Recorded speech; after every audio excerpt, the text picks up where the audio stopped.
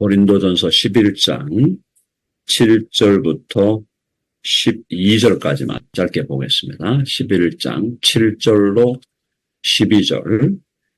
남자는 하나님의 형상과 영광이니 그 머리를 마땅히 가리지 않거니와 여자는 남자의 영광이니라. 남자가 여자에게서 낳지 아니요 여자가 남자에게서 낳았으며 또 남자가 여자를 위하여 지음을 받지 아니하고 여자가 남자를 위하여 지음을 받은 것이니 그러므로 여자는 천사들로 말미암아 권세 아래 있는 표를 큰 머리 위에 둘지니라. 그러나 주 안에는 남자 없이 여자만 있지 않고 여자 없이 남자만 있지 아니하니라. 이는 여자가 남자에게서 난 것 같이 남자도 여자로 말미암아 낳습니다. 그리고 모든 것은 하나님에게서 났느니라. 아멘. 네, 아멘입니다. 자, 오늘 11장 7절부터는 창조 원리를 설명하고 있습니다. 창조 원리. 창조 원리라는 것은 하나님께서 남자와 여자, 남성과 여성을 어떤 원리에 의해서 혹은 어떤 질서에 의해서 창조하셨냐 하는 것을 말씀하는 건데요. 거기 보면은 7절을 보면은 남자는 하나님의 형상과 영광이니 이렇게 되어 있습니다. 자, 하나님의 형상과 영광이다. 하나님의 형상, 이미지죠. 이미지. 하나님의 이미지, image of God. 네. 형상이라는 말은 여러 가지 의미가 있지만요. 형상이라는 말은 기본적인 느낌이 반영한다, 반사한다 이런 말입니다. 반영한다, 반사한다. 그러니까 사람을 볼 때, 남성을 볼 때, 여기서 이제 물론 여성은 하나님의 형상이 아니라는 말은 아니에요. 근데 일단 이해할 것은 남자나 여자나 하나님의 형상으로 만들어졌다는 것이 창세기 1장의 분명한 확증입니다. 그러면 하나님의 형상으로 만들어졌다는 것은 우리가 하나님을 반영한다, 하나님을 반사한다, 혹은 하나님을 보여주는 존재다라는 거죠. 그래서 하나님의 불가시성, 그러니까 invisibility, 그래서 하나님을 우리 눈으로 볼 수 없고 또 하나님은 영이신 존재이니까 그 측면에서 완전히 다르죠. 다르죠. 우리는 이제 가시적이면서 육체를 가진 존재니까요. 그리고 하나님의 무한하심이나 이런 부분들은 뭐 우리와 완전히 다르지만은 하나님이 갖고 계시는 여러 가지 속성들이 우리 사람에게서 반사된다. 사람에게서 드러난다는 겁니다. 반영되어 있다. reflect 되어 있다. 그죠? 자, 그래서 예를 들어 하나님의 형상이 사람이라고 할 때 이 사람에게서 나타나는 가장 중요한 요소들은 제가 우리 새벽신학교 강의할 때 여러분들에게 말씀을 드렸죠. 가장 중요한 것이 자의식이에요. 자의식. 내가 누구인가를 의식한다는 겁니다. 내가 누구인가. 내가 나를 의식하는 거죠. 자의식적 존재입니다. 인간은요. 자의식적인 존재. 그리고 그 다음에 인간은 또 뭐가 있다 그랬습니까? 인간은 지성이 있더라고요. 지성. rationality죠. 합리성. 그리고 인간에게 감성이 있다 그랬습니다. 감성. 그리고 인간에게 의지가 있다 그랬어요. 의지. 그러니까 보통 우리가 지정의라고 하는 이 과거부터 내려왔던 그런 심리학적 구분이 있는데 이제 지정의만 가지고 인간을 다 설명할 수가 없죠. 그래서 자의식을 가지고 있고 지성과 감성과 의지를 가지고 있고 거기에 이제 플러스해서 관계성이 있다. 인간은 서로와의 관계 속에 존재하고 관계를 할 수 있는 능력을 갖췄다 이 말이죠. 그 다음에 의사소통은 커뮤니케이션이죠. 나의 뜻을 다른 사람에게 전달하고 또 다른 사람의 뜻을 내가 잘 이해하는 이 커뮤니케이션적인 존재라는 게 포함되어야 되겠고요. 그 다음에 또 뭐가 들어갈까요? 도덕성. 도덕적 판단을 한다는 겁니다. 선과 악을 판단하는 거, 옳고 그름을 판단하고 아름다움과 추함을 판단하고 진리와 거짓을 판단하는 그런 도덕적 판단력을 갖고 있는 게 인간이죠. 네. 그리고 거기에 플러스 해가지고 또 하나가 중요한 게 요즘에 특별히 하이라이트가 되고 있는 게 뭐냐면 창의성이에요. 창의성, creativity입니다. 자, 하나님의 창의성 혹은 하나님의 창조성을 능가할 존재가 없죠. 하나님의 창조성이나 창의성은 무한하다고 볼 수 있어요. 그런 여러 요소들이 인간에게 드러난다. 오늘날 특별히 AI 시대, 이 AI 시대에는 인공지능이 인간의 지능을 이제 능가하게 됐죠. 인공지능이 인간의 지능을 능가하게 된 거예요. 그래서 인간이 지능만 가지고는 인간의 독특성을 이야기할 수가 없어요. 자, 근데 이 AI가 인간의 감성도 흉내를 내고 또 인간의 어떤 의지력도 흉내를 내는데 사실은 여러 가지로 흉내를 내고 있죠. AI가 또 나름대로 또 창의적인 또 작업도 하고 있고 한데 자, 그러나 AI가 결국은 못 따라오는 것이 뭘까요? 인간과 다른 것이 뭘까요? AI는 하나님의 형상이 아니에요. 그런 요소들을 갖고 있지만 AI는 하나님을 드러내는 게 아니라 AI는 인공지능은 인간이 자신의 형상을 따라 만든 거예요. 근데 인간이 자신의 형상을 따라 만들 때도 자기의 타락한 형상, 죄로 물들어 있는 타락한 형상을 따라 AI를 만들었기 때문에 AI는 아주 교묘하게 거짓말을 잘하고요. 아주 교묘하게 사람을 속이고 진리를 거짓으로 둔갑시키고 또 거짓을 진리로 둔갑시키는 그런 역할을 앞으로 아주 공교하게 해나갈 것이다라는 것이 오늘날 우리 많은 신학자들 또 일반 철학자들이 주장하고 있는 바죠.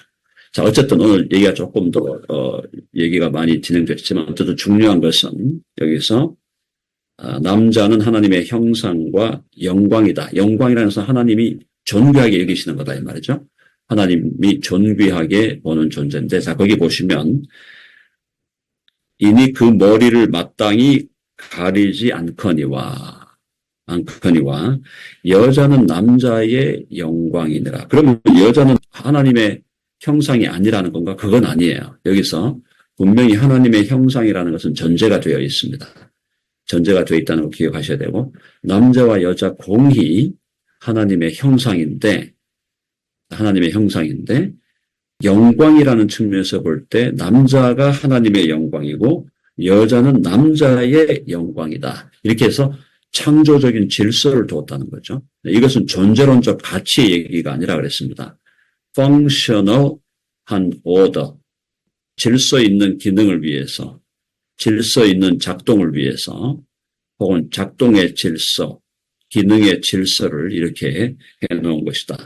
그러니까 이게 기능적 구별이지 이게 존재론적 가치 판단은 아니라는 걸 우리가 의식해야 돼요. 그래서 남녀는 무조건 성경은 동등한 겁니다.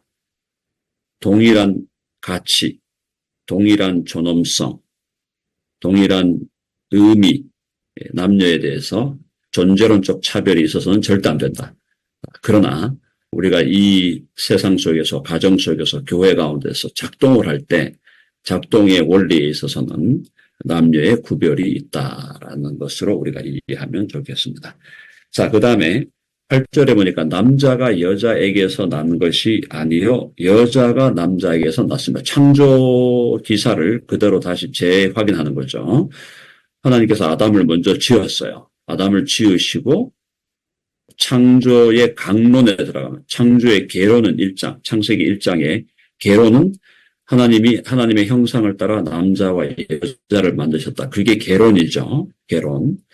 그 다음에 강론으로 들어가면 이 분명히 하나님이 여자를 만들었다라고 분명히 되어 있죠. 그 얘기를 하는 거예요.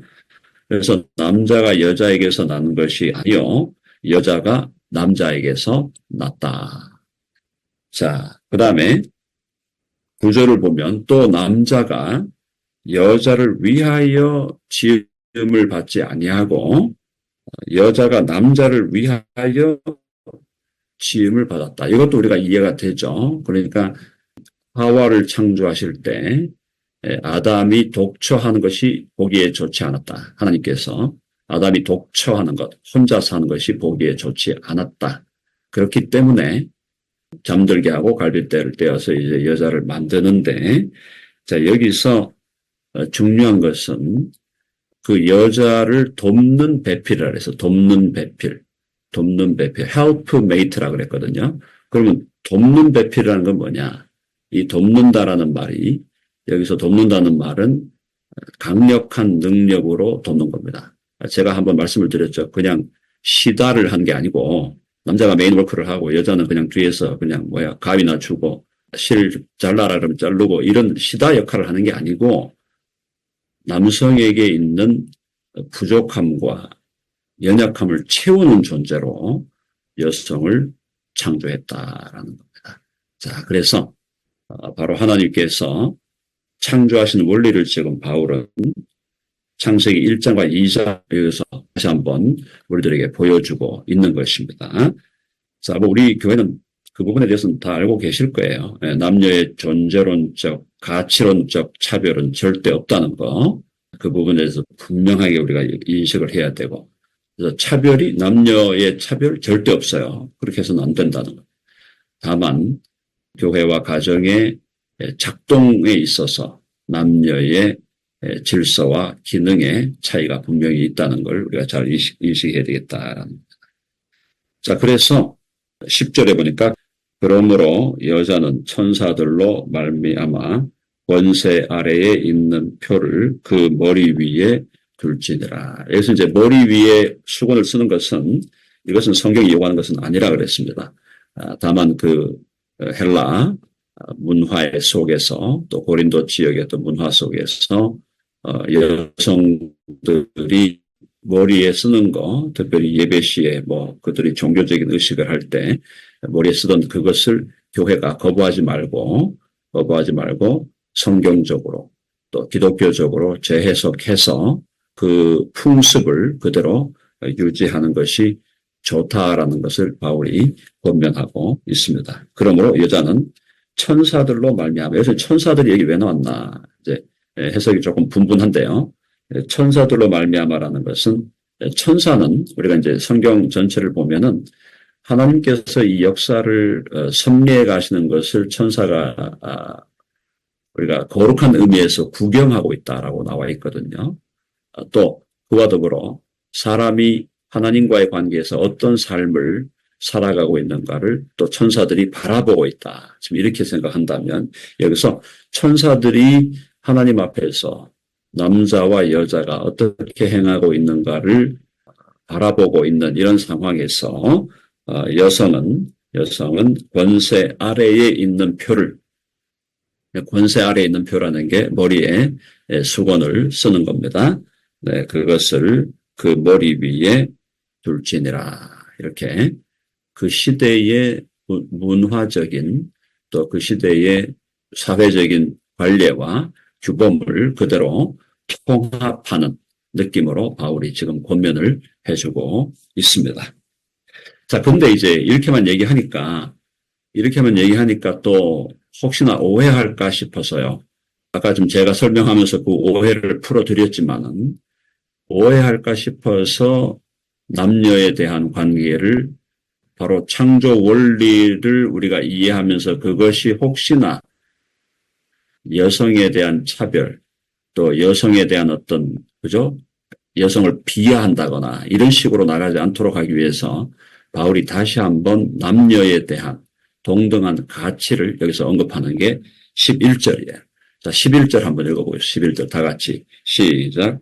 그러나 주 안에는 남자 없이 여자만 있지 않고 여자 없이 남자만 있지 아니하니라. 그러니까 남녀 간의 창조의 순서라든가 창조에 의해서 functional difference를 두었다든가 그다음에 operation order, 작동의 질서를 하나님이 두신 건 분명하지만 그렇다고 해서 절대 차별이 아니라는 걸 여기서 언급하고 있는 거예요. 주 안에는 남자 없이 여자 없고 이 말이죠. 남자 없이 여자만 있지 않고 또 여자 없이 남자만 있지 아니하니라. 이걸 이제 조금 말을 오늘날 우리가 이해할 수 있는 말로 좀 바꾼다면은 상호성이에요. 상호성. 상호 의존성입니다. 상호 의존성. 그러니까 남자는 여자 필요 없어. 이렇게 간다거나 여자가 남자 필요 없어. 이렇게 가는 거는 아니라는 거죠. 상호 의존돼 있다는 거예요. 특별히 부부관계라는 게 그렇다는 거예요. 부부관계라는 것은 어느 한쪽이 어느 한쪽을 지배한다거나 어느 한쪽이 어느 한쪽에 완전히 불종한다거나 이렇게 하면 안 된다는 거예요. 그거는 주님이 기뻐하지 않는다는 겁니다. 분명히 기능적 차이가 있고 또 남자가 가정의 헤드로서 머리로서의 기능이 분명히 있어요.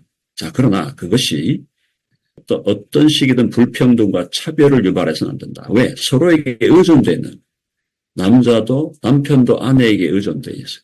아내도 남편에게 의존되어 있는 이게 상호 의존성을 얘기하고 있는 겁니다. 이 상호 의존성이라는 것이 사실은 그 안에 남성과 여성의 절대적인 동등한 가치, 동등한 존엄성, 동등한 존재론적 의미, 네, 이것에 대해서 분명하게 주님께서 확실하게 얘기하고 계신 거죠. 이제 오늘날 우리 교회 안에 남녀 이 관계에 대해서 두 가지 견해가 있잖아요. 한쪽은 평등을 강조하는 쪽이 있고, 한쪽은 기능적 차이를 강조해서 여성을 어느 정도 좀 이렇게 약간 차별하는 듯한 느낌을 또 가는 그 교단에 따라서 교파에 따라서 그것이 이제 여성 안수 문제로 드러나잖아요. 여성 안수 문제로. 그래서 어떤 교단은 여성을 목사 안수를 주기도 하지만 이건 이제 그런 교단들은 남녀 간의 절대 평등을 강조하는 거예요. 절대 평등. 근데 또 어떤 교단은 여성을 존대하지만 여성에게 목사 안수를 줄 수는 없다.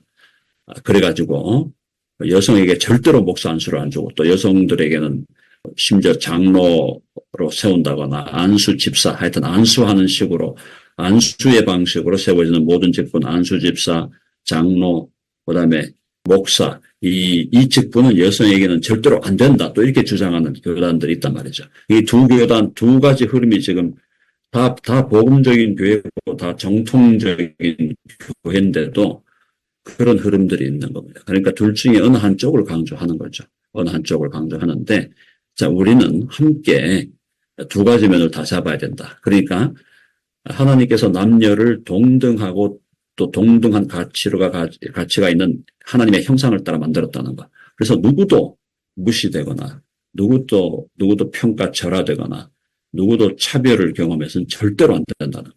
남녀는 존중. 그러면서도 교회 안에 정상적 기능을 위해서는 남자의 대표성 이런 것들이 분명히 있다는 걸 우리가 이해해야 되겠습니다. 자, 그래서 이 문제를 가지고 안수의 문제로 이제 끌고 가는 분들이 있는데 이건 이건 좀 개인적인 견해입니다만은 개인적인 견해로 제가 제시하고 싶은 것은 여성에게 목사 안수를 주는 것에 대해서 저는 개인적으로 반대하지는 않습니다. 자, 그러나 만약에 여성 안수를 주더라도 우리가 교회의 오퍼레이션, 작동을 위해서는 여전히 남성의 시니어 리더십의 슈퍼비전 하에서 여성이 작동할 수 있도록 그렇게 하는 것이 좋지 않겠나. 안수 자체를 거부하지 말고 여성에게 안수를 주면서도 그걸 적절한 질서 속에서 그것이 운영되도록 하는 게 좋겠다. 처음부터 아예 안수를 못 받도록 한다는 것은 그것은 어떤 의미에서 존재론적 차별로 갈 수가 있다라는 생각을 하게 됩니다. 특별히 오늘날 오늘 이 시대가 젊은 이들 특별히 이 페미니즘, 그것이 아주 강한 페미니즘이든 약한 페미니즘이든 여성에 대한 존중, 또 여권의 신장 이런 것들이 사실은 매우 중요한 화두가 되는 이 시대에 교회가 근본적으로 여성에 대해서 안수를 안 주겠다고 하는 것은 여성들은 신학교 다니지 말아야지. 안 그래요? 신학교는 다 오게 해놓고는 안수를 안 주겠다. 이 말이 안 된다는 거예요. 제가 볼 땐. 그래서 안수는 줘라. 여성도 안수를 줘야 된다. 그러나 그러나 교회의 질서를 위해서는 여전히 남성의 리더십이라는 그 큰 우선 아래서 남녀가 공히 사역하는 것이 좋겠다라는 것이 제가 가지고 있는 잠정적인 결론입니다. 이것은 제 개인적 견해니까 여러분들이 참조하시기 바라고, 어쨌든 오늘 말씀을 통해서 우리가 확인해야 될 건 뭐냐면은 남녀라는 것은 절대 하나님께서는 절대 동등한 가치, 동일한 가치를 갖고 있다는 것, 존재론적으로 그 부분으로 분명히 이해하고 차별과 불평등이 있어서는 안 되고요.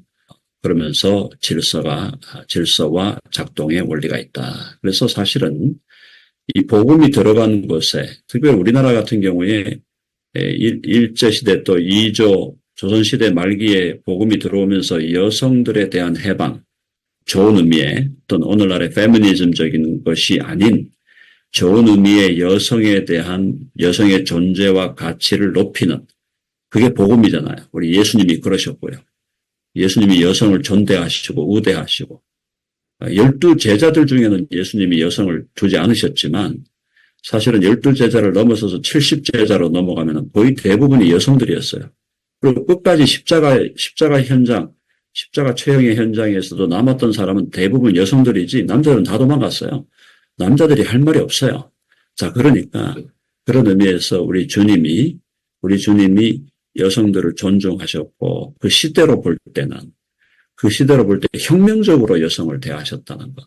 이것이 뭐냐? 존재론적 의미와 가치와 존엄을 2000년 전에 그 칠흑 같은 어둠의 시대, 여성은 그야말로 노예만도 못한 존재로 그렇게 전락되어 있었던 그 시대에 여성을 하나님의 자녀로, 또 하나님의 형상을 가진 피조물로, 또 하나님의 놀라운 속성들을 드러내는 그런 존재로 여성을 존대하신 예수 그리스도의 그 삶의 모습을 바라보면서 우리들도 그런 원리 하에서 우리 덴버 드림교회가 진행되어 가야 되겠습니다. 12절을 읽어보면 이는 여자가 남자에게서 난 것 같이 남자도 여자로 말미암아 났음이라. 처음 태어날 때, 처음 만들어질 때 아담의 갈빗대로 여성이 만들어졌지만 그 다음에 모든 남성은 어머니를 통해, 여성을 통해 이 땅에 태어나는 거죠. 자, 그러니까 상호 의존성이 있다는 거예요. 그리고 모든 것은 하나님에게서 났느니라.